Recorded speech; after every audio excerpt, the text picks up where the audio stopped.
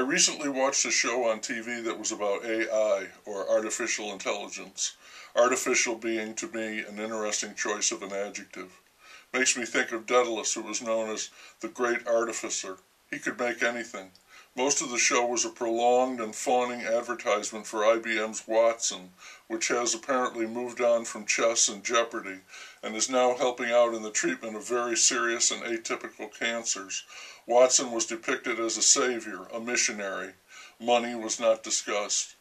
But some of the show was about AI in general and how a few giant companies like IBM and Google and Facebook are sinking billions of dollars into research and development with the result of considerable advancement and the expectation of much more, as if we are now just on the horizon, the dawn of this technology. The scientists dealing with this charge were giddy at the prospect of their well-funded work. This leads inevitably into a discussion about robots, some of whom, like Watson, are being treated rather anthropomorphically, meaning put into a form that resembles a human being. Some people feel threatened by this and see the increasingly rapid and sophisticated production of robots as being dangerous, meddling with a power we won't be able to control. They don't see robots simply putting humans out of jobs. They see them taking over the entire planet and doing away with their former masters who, as it turns out, were considerably more vulnerable, physically speaking. And they were wasteful, haughty, and no longer necessary, so they were terminated. This is a reality, not science fiction, and many believe in it, including top scientists and business leaders. Some say the creation of artificial intelligence is more dangerous to humanity than the creation of the nuclear bombs, and that is really saying something. Since we're not going to stop producing and improving robots, this is something to think about now. When I do that, I go back to Isaac Asimov, who first plowed this ground, proposing 3 famous rules for robots in a short story he wrote in 1942, the same year, by golly, that M.F.K. Fisher wrote How to Cook a Wolf.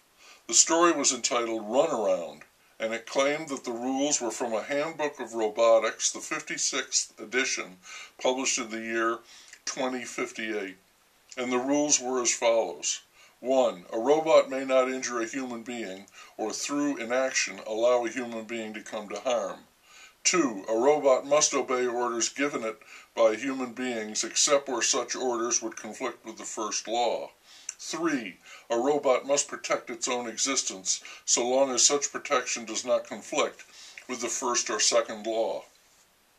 Over the years, Asimov modified these laws, but the basic elements are here. He also cooked up a law which he said preceded those laws, a 4th law which he called the Zero. It said, a robot may not harm humanity or by inaction allow humanity to come to harm. That seems redundant to me, repeating the proscription, essentially, of Law 1, but I'm no moral philosopher. Maybe it's some special refinement. Asimov also believed that humans would follow these laws. Obviously, clearly, abundantly, daily, and blatantly, they do not. And the robots don't either. We are already using drones to deliver explosive missiles that kill military targets and any unfortunate civilians who are in the blast zone. The phrase is collateral damage, which is as interesting as artificial intelligence. Asimov was a fool to believe this, just as it is foolish to believe that if you establish a United Nations, it will do something to promote world peace. I have 2 rules about robots.